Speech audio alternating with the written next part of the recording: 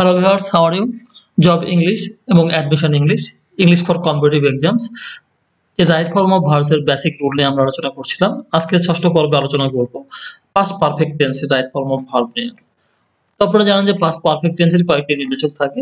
সেই নির্দেশকগুলো হচ্ছে before, after এবং দ্যাট। বিফোর থাকলে আমরা জানেন যে এটি পাস্ট পারফেক্ট হয়, আফটার থাকলেও হয় এবং দ্যাট থাকলেও পাস্ট পারফেক্ট হয়। এর পরে ব্যবহার যখন দেখব তখন এটি আরো ক্লিয়ার হয়ে যাবে।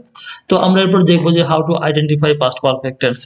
পাস্ট পারফেক্ট টেন্স কিভাবে আইডেন্টিফাই করবেন? যদি কোনো অতীতের কোনো ঘটনা ঘটে, তারও আগে যদি কোনো ঘটনা ঘটে, মানে অতীতেরও অতীত কোনো ঘটনাকে আমরা সাধারণত পাস্ট পারফেক্ট টেন্স বলে থাকি। যদি এই বিষয়টি ক্লিয়ার না হয়, যখন আমরা এক্সাম্পল দেখব তখন অবশ্যই এটি বুঝতে পারবেন। So that don't worry. আমরা স্ট্রাকচারে দেখি যে স্ট্রাকচারটি হচ্ছে এরকম, প্রথমে সাবজেক্ট আসবে, সাবজেক্ট সবসময় আসে সেন্টেন্সে, তারপরে হ্যাড আসবে। এখানে ইনডিসক্রিমিনেটলি সবার সাথে হ্যাড আসবে, কোনো হ্যাভ হ্যাজ এর ঝামেলা নাই, কোনো তারপর সিঙ্গুলার নাম্বারের কোনো প্রবলেম নাই। এবং এখানে ভার্ব ইন পাস্ট পার্টিসিপল হবে। ভার্ব ইন পাস্ট পার্টিসিপল আমরা জানি গো, ওয়েন্ট, গান, এই যে ৩ নাম্বারটি ভার্বের পাস্ট পার্টিসিপল। ইট, এট, ইটেন, এই ৩ নম্বরটি মানে ইটেনটি ভার্বের পাস্ট পার্টিসিপল। তাহলে আমরা এখানে একটা এক্সাম্পল দেখি, they had eaten taken tea. They had taken tea. তো আমরা কেন এখানে দিয়েছি? আমরা দিয়েছি কারণ হলো যে এই সেন্টেন্সটি একা একা হয় না। পাস্ট পারফেক্ট টেন্সটি একা একা হয় না, এর সঙ্গে পাস্ট ইনডিফিনিট টেন্স এটি থেকে থাকে।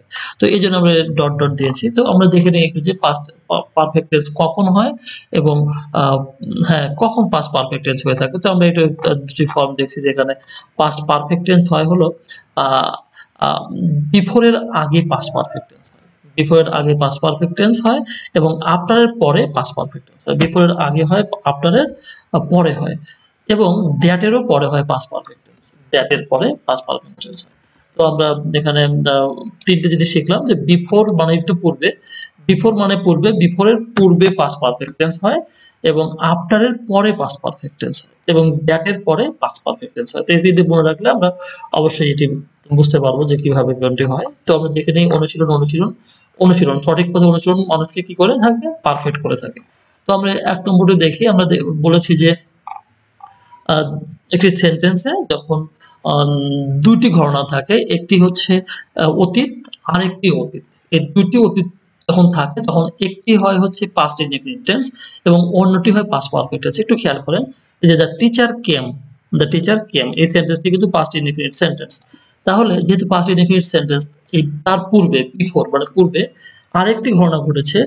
এই যে মানে একটি অতীত ঘটনার আগে আরেকটি অতীত ঘটনা ঘটলে সেটি হয় পাস্ট পারফেক্ট টেন্স এবং আমরা অলরেডি শিখে এসেছি যে বিফোর এর পূর্বে পাস্ট পারফেক্ট টেন্স হয়। তাহলে বিফোর যেহেতু আছে, এই ওয়ার্ডটি হবে পাস্ট পারফেক্ট টেন্স। তো আমরা এখানে কি লিখব? হ্যাড স্টুড, হ্যাড স্টুড হবে এখানে। H A D had S T double O had stood. তো বুঝতে পারলাম আমরা যে এখানে আমাদের অ্যান্সারটি হবে হ্যাড স্টুড। কারণ হচ্ছে হ্যাড সাহায্যকারী ভার্ব এবং স্ট্যান্ড থেকে stood. In the same way আপনি যেটি করতে যান তাহলে আপনাকে কি লিখতে হবে? I learned my lesson, আমি আমার পড়া শিখেছি, এই যে past indefinite tense, তারও আগে এই ঘটনাটি ঘটেছে। আমার বাবা আসার পরে আমি কি করেছি? পড়া শিখেছি। তাহলে বাবা এসেছে, তার এই ঘটনাটি আগে ঘটেছে। আমরা তখন কি করব? had arrived, had arrived, arrived, had arrived। আমরা বুঝতে পারলাম যে এখানে কিভাবে হলো। এরপরে আমরা দেখছি যে ইট রাইজ বিফোর আই স হিম। তো বিফোর এর পূর্বে কিন্তু আমরা এখানে দেখলাম যে আফটার এর পরে পাস্ট পারফেক্ট হয়েছে এবং বিফোর এর পূর্বে কিন্তু পাস্ট পারফেক্ট হবে। তাহলে কি হবে এখানে? He had seen, he had seen হবে, S double E N C, he had seen. তো ইন দ্য সেম ওয়ে এখানে আপনারা দেখছেন যে we read the book before Rahman came. তো Rahman came past indefinite tense. একটি পাস্ট হলে আরেকটি পাস্ট পারফেক্ট হবে এবং বিফোর এর পূর্বে পাস্ট পারফেক্ট হয়। তাহলে আমরা এখানে এক্সাম্পল অ্যান্সার লিখব হচ্ছে we had red, we had red. আমরা বুঝতে পারলাম। তো আপনারা এটি আশা করি পারবেন যে লিভ আছে এখানে, তাহলে এটা কি হবে? হ্যাড লেফট, এই সে D had, L E F T, had left. তো আমরা এটি বুঝতে পারলাম। The train had started before we reach home. তো এগুলো আপনারা নিজেরাই করবেন, কারণ বিফোর আছে, বিফোরের পূর্বে কিন্তু এখানে কি আছে? হ্যাড স্টার্টেড আছে। তাহলে এটি কি হবে? এটি কিন্তু পাস্ট ইনডিফিনিট টেন্স হবে, কারণ এটি পাস্ট পারফেক্ট দেয়াই আছে। তো আমরা এটি কিন্তু একটু ভিন্ন বুঝলাম, এটি পাস্ট ইনডিফিনিট করতে হলো কারণ এখানে পাস্ট পারফেক্টটা দেয়া আছে।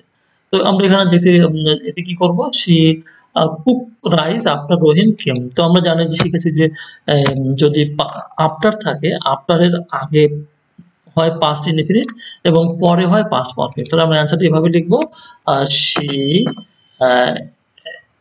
She cooked, C-O-O-K-E-D, cooked rice after Rohim, Rohim came. After Rohim had come. কারণ আমরা জানি যে পাস্ট পারফেক্ট টেন্স হয় হচ্ছে আপনার পরে। তো আমরা শিখে নিলাম সহজ মানে সিম্পল রুলস গুলো কিভাবে পাস্ট পারফেক্ট টেন্স হয়, এবং আরো একটু দেখে নিই আমরা যে কখন দ্যাট এর ক্ষেত্রে কখন হবে। সাপোজ আপনি লিখলেন যে হি সেড সে বললো, said she she he said that সে বললো যে he said that he go to Dhaka, he go to Dhaka, সে ঢাকা গিয়েছিল, সে বললো যে সে ঢাকা গিয়েছিল। তখন আমরা কিভাবে লিখবো, আমরা যেহেতু দেখেছি যে এখানে একটা that আছে এবং তার আগে একটি past indefinite tense আছে, আমরা এখানে লিখবো এভাবে যে he said that he had gone, এই যে বলেছি আমরা যে that এর পরে ভার্বের past participle হয়, he had gone to Dhaka। তো আমরা সিম্পল যে পাস্ট পারফেক্টের ব্যবহার সেগুলো শিখে নিলাম। এরপরে স্পেশাল রুলস গুলো আমরা পরে দেখবো, অ্যাডভান্সড এর ক্ষেত্রে দেখবো। ভার্চুয়াল ভার্সিটি একটি ইউটিউব চ্যানেল, আপনারা অবশ্যই এটি সাবস্ক্রাইব করে নেবেন। এটি আপনাদের চ্যানেল, আপনাদের প্রয়োজনীয় সবকিছু এখান থেকে প্রোভাইড করা হয়, এবং হোয়াইট বোর্ডে একটি ফেসবুক পেজে লাইক করে রাখবেন so that you can be with it always. আর আমি মির্জা সুলতান মাহমুদ স্বপন আপনাদের সবাইকে পরবর্তী সেশনগুলোতে আমন্ত্রণ জানিয়ে এখানকার মতো শেষ করছি। Wish you good lakh.